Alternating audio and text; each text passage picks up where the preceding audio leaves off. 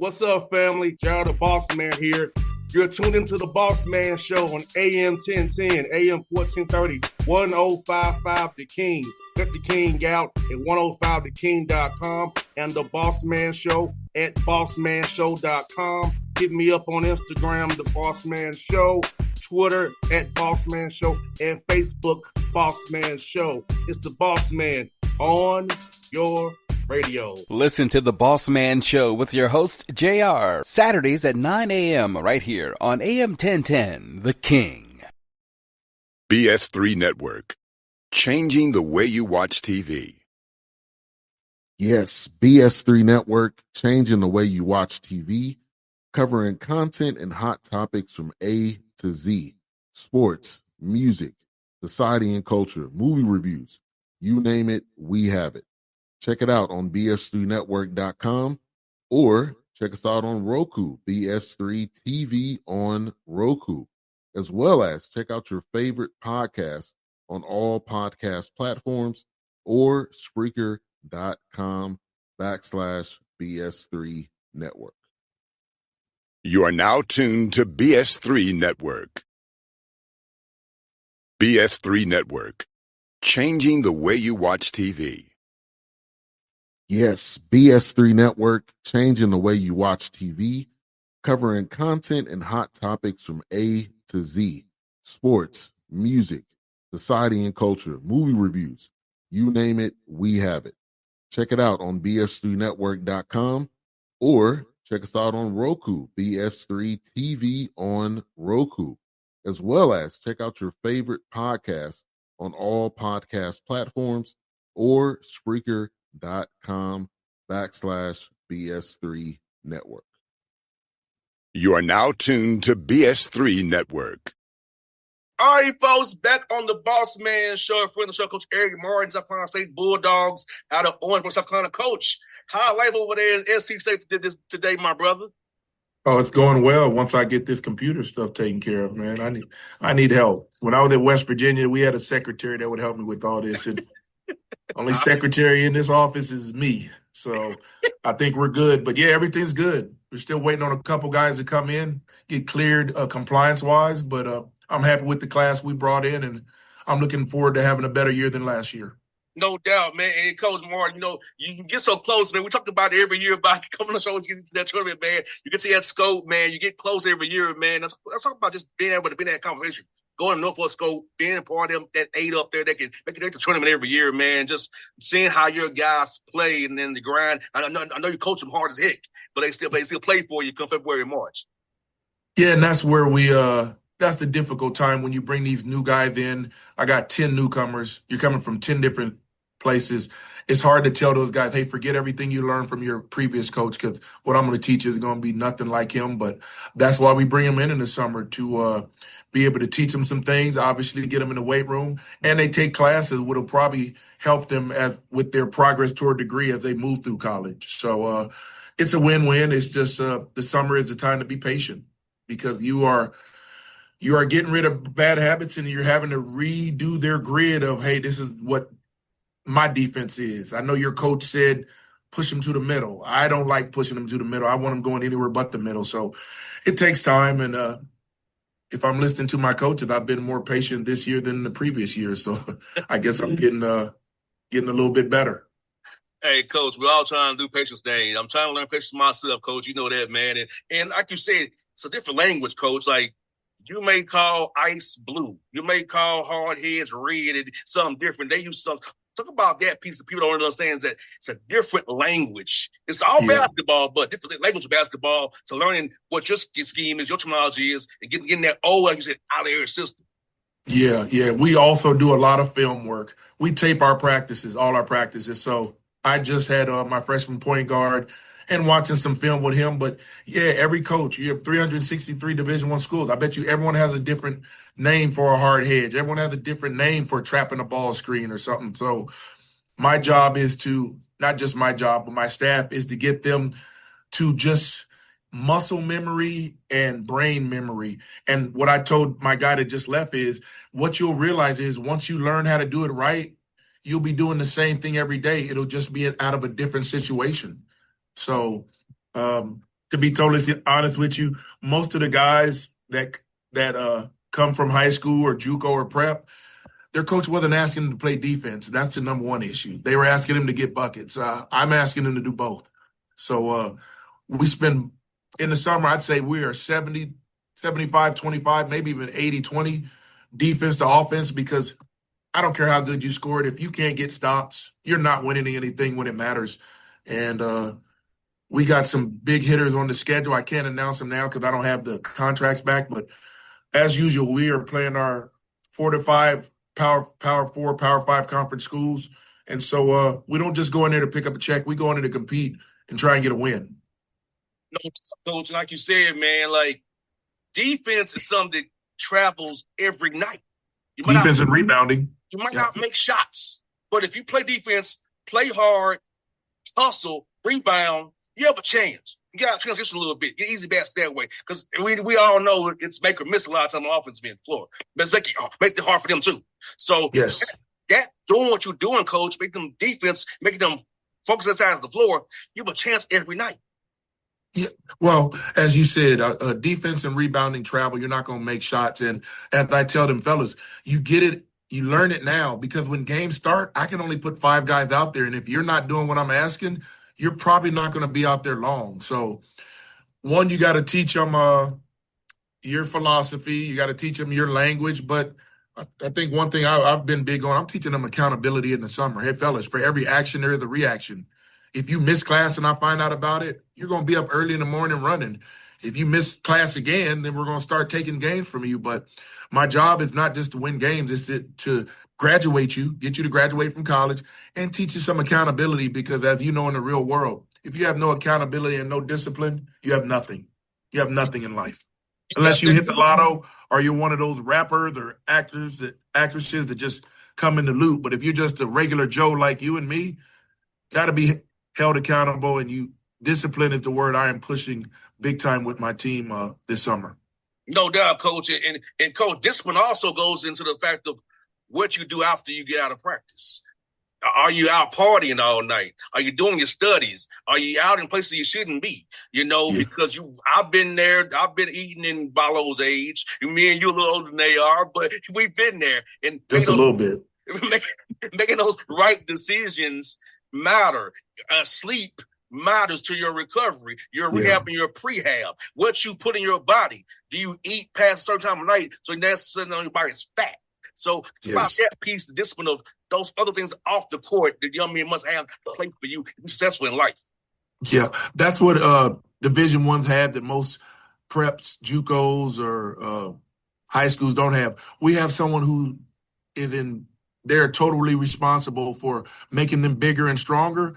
And we have a nutritionist. We just got a nutritionist last year that will come in a couple times a year and says, preseason, you're good eating this. But when you get into in season, stay away from the soda, stay away from this. Make sure you're eating potatoes, rice, things that are going to give you energy, pasta. So I think that's the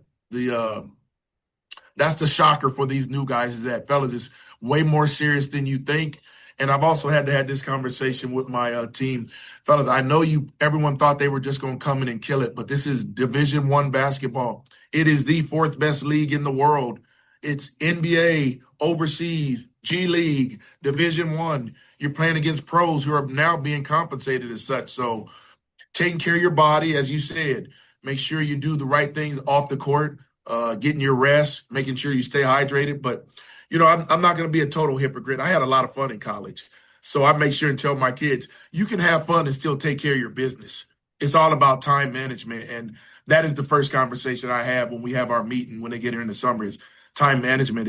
I call it the 888 theory. You got 8 hours of sleep, 8 hours to work, the other 8 hours for you to do whatever you want. If 8 hours isn't enough for you to do whatever you want in your free time, you need to back up and look at how you're living life, because 8 hours is enough to – I don't want to go into all the things you can do, but you young people know what you like doing. You got 8 hours to do that in a day.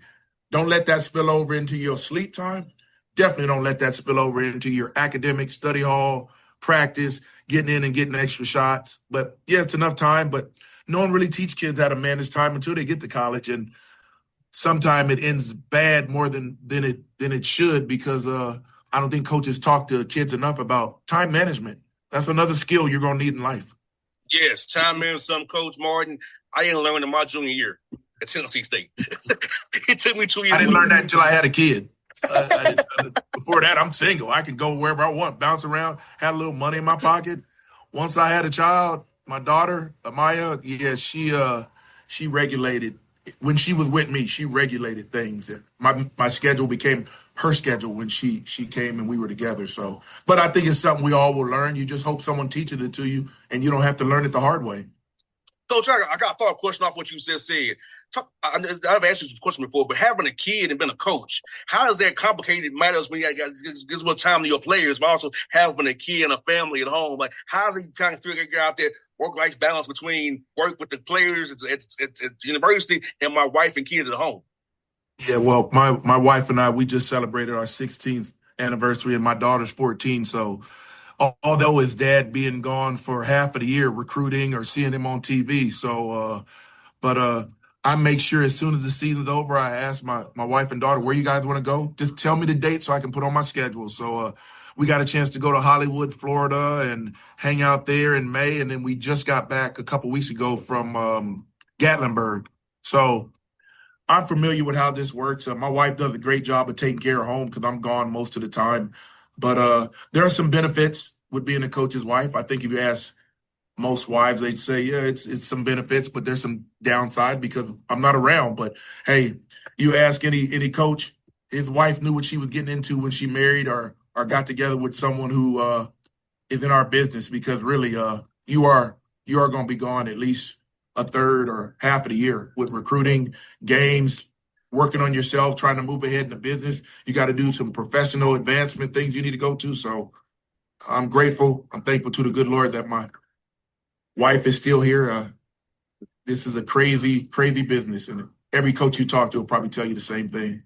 Oh, it is, Coach, man. It is, man. And, Coach, for listeners who haven't heard us talk before, let's talk about how this program is growing, needs to upgrade their tutelage from 2022 to now. Because I know when you got there, it was a rough situation, and now you've got it established. Last year, one of the year you wanted to have, but you were 777 in the MEAC. But it's about the growth in the program and what you've seen since you've taken over with the culture you've developed there. Yeah, well, I've been fortunate to have this job. I was previously at West Virginia for 15 years, so it's a big difference between getting on chartered planes and getting cookies and milk at the end or just getting on a 6-hour bus ride. And those bus rides, they beat Coach Martin up a little bit more than they did a few years ago. But, yeah, we've grown. I think the university, the athletic department is the one who you got to give kudos to, because teams don't win championships, administrations do. And there's so many little things that happen during the day or during the year that, hey, I need this now. I don't need this next week. I need this now. And maybe because I've been here longer and I'm a little bit more familiar with the campus, the community, I've made friends. I've made, contacts with people who kind of know what's coming. Hey, Coach, I know it's that time of the year, summer school. Why don't you get in your requisition? Just the longer you're somewhere, you know this, boss man, the longer you're at a place, the more comfortable you are, the more comfortable your family is, the more comfortable the people in the city are, people on campus. And we had that one year where we didn't win the MEAC. So, winning brings about more fans. So, but my program is built on defense, rebounding, and toughness. Those are the three things that I've been fortunate enough to, while working with Coach Huggins, see how he does things. And I've been to 2 Final Fours, once as a player, once as a coach. Both teams were elite defensively and elite rebounding, especially offensively. I'm starting my 5th year. 3 of my 4 first years, I've been top 4 in the United States of America in offensive rebounding. And if we're going to be good this year, I'm going to be in the top 4 or 5 again. No doubt. And, Coach, I remember the first time I met you at Tennessee State back when you first got there. You came along because we shook hands that day, Coach.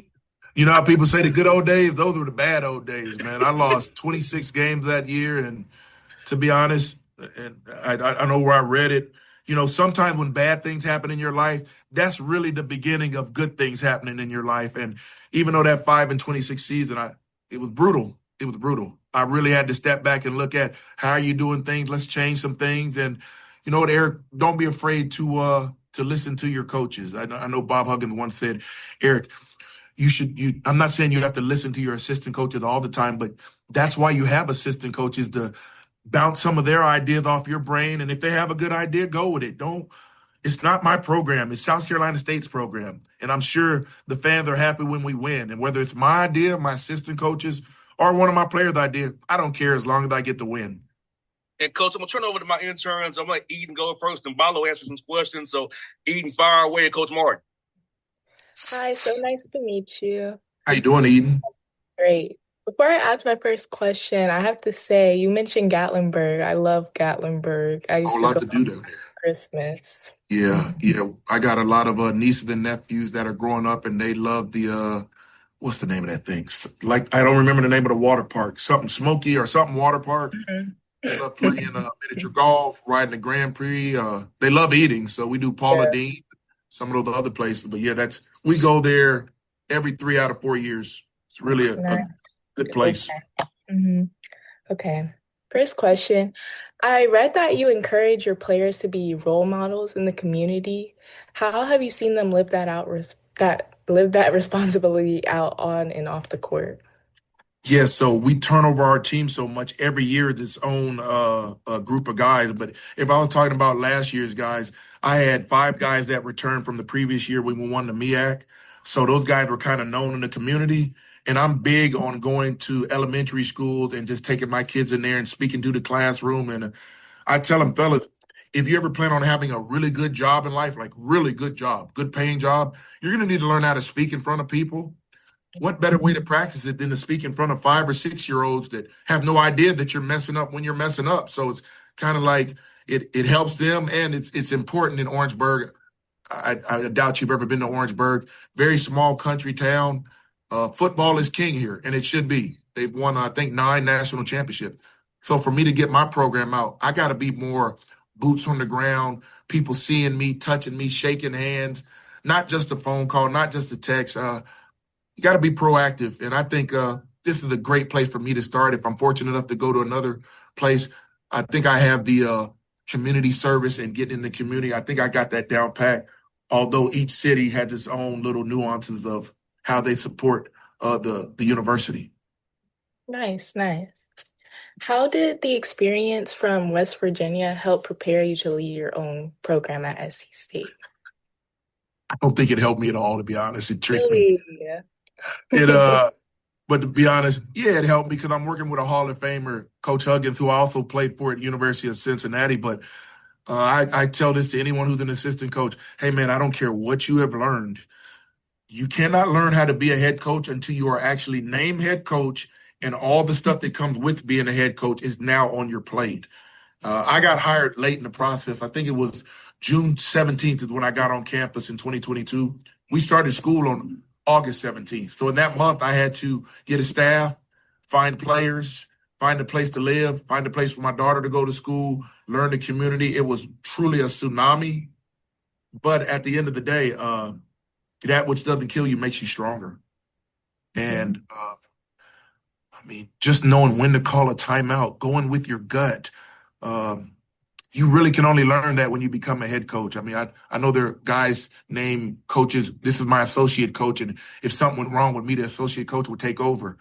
Yeah, even if he does, until you have your own program and it's in your hands, you really don't understand how much comes with being a coach. For instance, if I was an assistant coach, I coached the big guys. So I dealt with 4 or 5 guys. That was my group. As a coach, I deal with everybody, and I delegate now to where my 3 coaches, one has the big, one has the wing, one has the guard. Well, I don't necessarily need to do workouts. That's their job. I sit there and say, hey, here's what we need to work on, or I'll watch film and practice and say, hey, guards, you need to work on this, but it's a lot more delegating. And that's the hardest thing the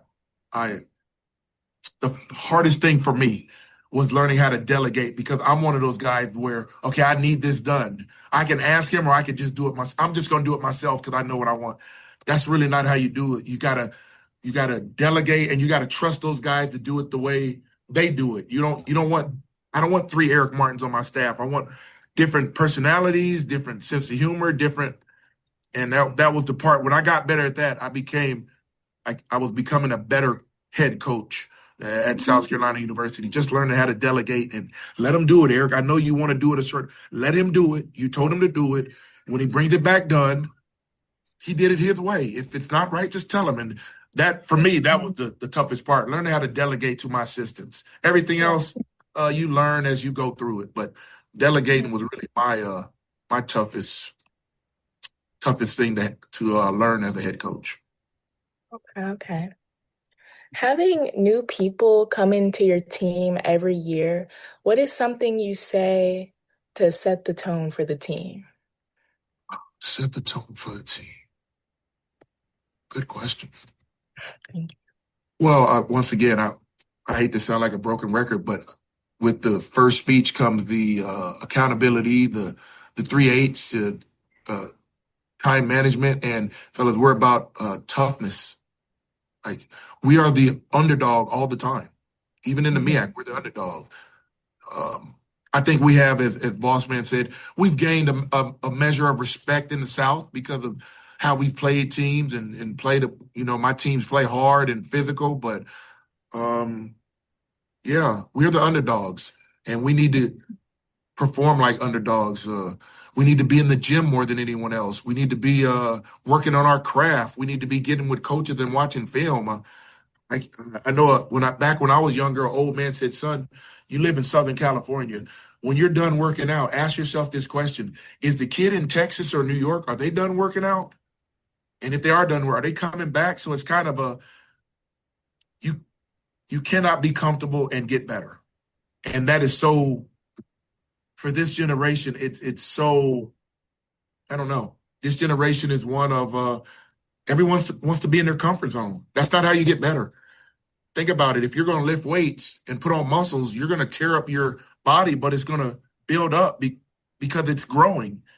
Life's the same thing. You're gonna have tough times in life. I want to teach them how to deal with those tough times. You don't have to resort to drugs, alcohol, or doing something. Hey, man, I'm here to teach you how to be a grown man.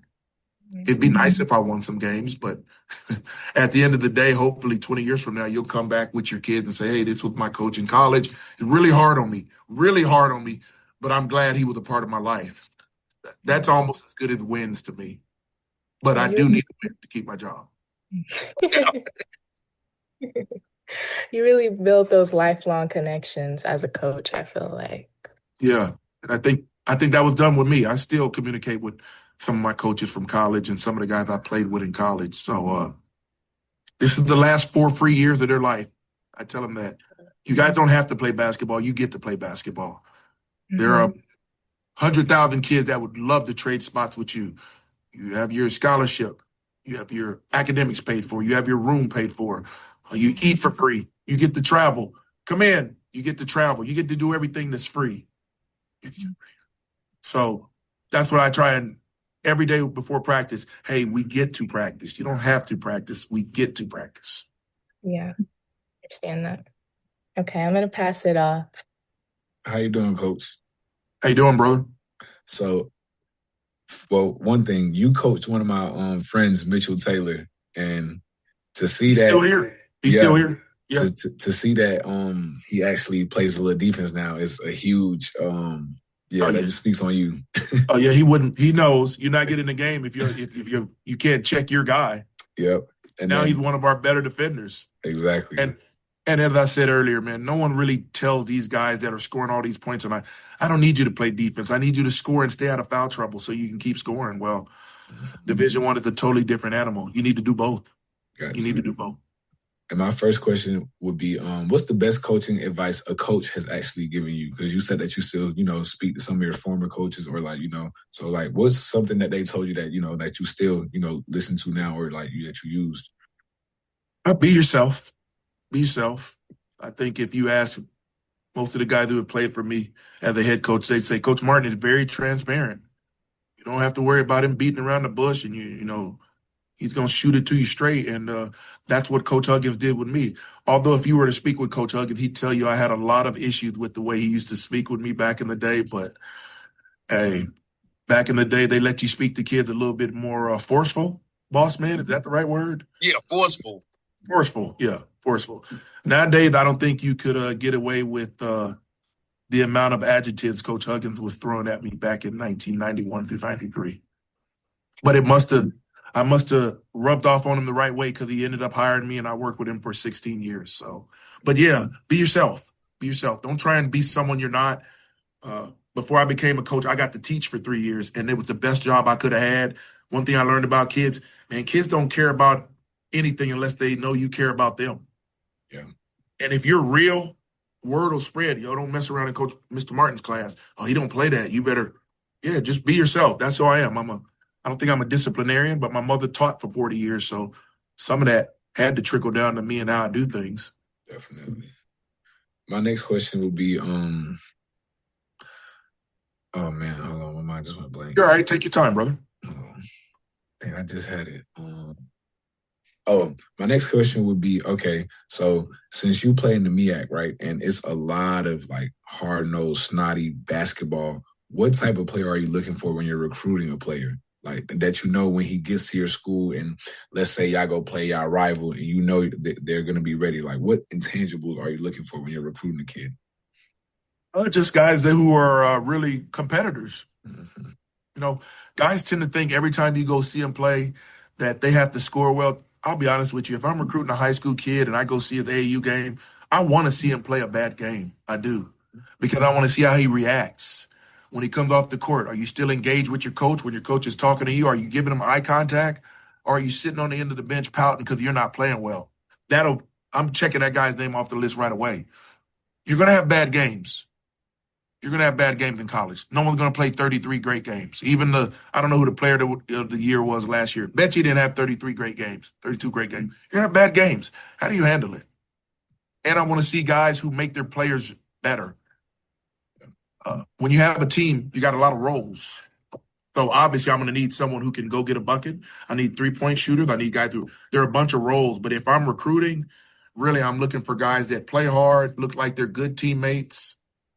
And because I have no NIL, I'm never going to get the best player on an AAU team that I'm watching. Never. Everyone else has more NIL money than me. I have zero NIL money. So when I'm watching the team, if it's someone I like and he's killing it, I just check his name off the list. I don't have the money for him. So I check his name off and look for someone else on the team, maybe who's a unsung hero. Got to be creative when you have no NIL. Definitely. A quick question for you. So did you go to school with Mitch or you played with Mitch? Oh, no. So I've been playing against Mitch for like years since middle school. So what high school did you go to? I went to Creekside in Georgia. Yeah. Okay. He ended up going to Westlake his senior year, and we played each other senior year. And they had a great team. They had a better team. So like, yeah, they got the best of us. But when he came back, so he went to Middle Georgia Prep, then he went to South Carolina. So when he came back after that first year in South Carolina State, and we was at LA Fitness, we was going at it. And I could just tell. I'm like, bro, he's moving different. Like he had developed into such a better player, and I was like. That motivated me to go get in the gym like even more. Right. Yeah. It's amazing what you can do when you tell a kid he's going to sit on that bench during the game and not going to come off that bench. They're the motivation that I was motivated like that by my coach. Mm-hmm. Coach Huggins, you're not playing if you don't play defense. Man, I scored a ball. Every coach I've had in my life said that. Whatever. And sure enough, he sat me on that bench. Hey, I went and had a meeting the next day. Okay, that's never going to happen again. Tell me what I need to do to play. Play defense. Never had to repeat that. And to be honest, if you look at the great teams, Michigan, the 2 previous years, Florida, Connecticut, those guys all defend and rebound the ball. Yeah, they have guys who can score. They got pros, but you're not advancing if you don't get stops. That is college basketball. And to be honest, that's basketball in general. Let's look at the Knicks and the San Antonio series. San Antonio had to lead the whole time. The Knicks got stops and were scoring every time down. It starts with defense and rebound if you're talking about winning championships, and that's really all I'm about. And Coach Martin, I got one more follow-up question before you wrap up, Coach. You mentioned about teaching guys about time management in college. Now, we want to add this to financial literacy to Coach Martin because I was the poster child of I had 12 credit cards leaving Tennessee State. Because I was on the day they had the credit card companies to get you a t-shirts and pizza. I sent them all 12 of them. I get Right. dummy. So with NIL money, these guys don't understand there's a financial piece to it. You have to pay tax on this money too. So talk about financial literacy, what you're a guy trying to teach these guys about not getting credit card debt, making right with their money so they don't end up like me leaving school with 12 credit cards. Now I'm out of debt now because I got a good job, but you get my point. Right. I was messed up for a little while. It's funny you say that because tomorrow we have a financial literacy speaker coming in to speak to all the athletes that are on campus. And once again, I don't have NIL, so I don't have that issue. But I do try and tell the guys, hell, it's your money. You know, obviously you've earned it. You can spend it how you want it. But I'm sure your parents have said this at one point when you were younger. Don't spend it all in one place. Like, put some away. Hey, this is for spending. This is so I can just put some away monthly, whether it's $150. Learn how to save. Man, we all want to think we're going to be rich in life, and that is not the case. A lot of people live in check to check. And so, unfortunately, that forces you to learn how to manage your money. You know, we try and teach them. And once again, I have no NIL, but I've spoken to coaches at other bigger colleges, and they tell their guys, hey, man, I'm big on telling our guys, take a third. The third is your half. Take another third, put it away, and take another third and just do something for the people in your family. Because sometimes people tend to forget, if you're getting a lot of money like some of these guys are, someone help you get to this spot. Your mama, your daddy, your aide, somebody, man. Don't just say, I'm going to spend all this money on me. Do something for someone else, man. Plant some goodness into the ground and watch what comes up. Watch what you reap. That's what the good book says. You reap what you sow. So I didn't have to worry about having 20, 30, 50. When I see kids making $2 million in college, I cannot wrap my mind around having. If I had that in college, I wouldn't have this job. I don't know where I would be because I'm telling you, I was not the most accountable. That's the right word. That's the word of the day. I was not the most accountable person in college. And with that type of money, I guarantee you things would have gone wrong, and they would have gone wrong fast. Coach, what's crazy about it is I had to sneak and get money from Booster to Tennessee State. Now it's legal. Right. I had to sneak and get money from certain people. I was eligible every game, Coach, to be real. I don't care. I say eligible every game. I'm happy that this generation is getting the money. I do speak with some of my teammates and say, hey, man, Cincinnati wasn't nothing until we got there. They should be, what do they call it, reparations. I said, fellas, yes. let's just enjoy the reparations of seeing these younger generation riding around. These guys got nicer cars than me, man. Like, you go to some of these schools. We played Tennessee last year. Game day we pulled under there. Man, you would have thought we were at the NBA, the type of whips these guys have. And, you know, good for them. Good for them. I'm all for them spreading the money around. No doubt. Coach Martin, thank you for doing this for me and my interns, man. I hope you enjoyed their questions. I hope you enjoyed this time with us on the show, man. I always enjoy having you on the show, Coach Martin. You're one of my good friends of mine in the business. So thank you so much, brother. You just don't know how much I appreciate you. Hey, give them my number and email. If you guys are ever in the area, you want to watch practice or come to a game, let me know. I got you. Definitely. I sure will, Coach. Yep. Sounds good. Appreciate you having me. Good luck, you guys, moving forward. Yes, sir. Nice meeting you. All right, boss man. BS3 Network. Changing the way you watch TV. Yes, BS3 Network, changing the way you watch TV, covering content and hot topics from A to Z, sports, music, society and culture, movie reviews, you name it, we have it. Check it out on bs3network.com or check us out on Roku, BS3 TV on Roku, as well as check out your favorite podcast on all podcast platforms or Spreaker.com/BS3 Network. You are now tuned to BS3 Network. What's up, family? Gerald the Bossman here. You're tuned into the Bossman Show on AM 1010, AM 1430, 1055 The King. Let the King out at 105theking.com and the Bossman Show at bossmanshow.com. Hit me up on Instagram, The Bossman Show, Twitter at Bossman Show, and Facebook, Bossman Show. It's the Bossman on your radio. Listen to The Bossman Show with your host, JR, Saturdays at 9 a.m. right here on AM 1010, The King.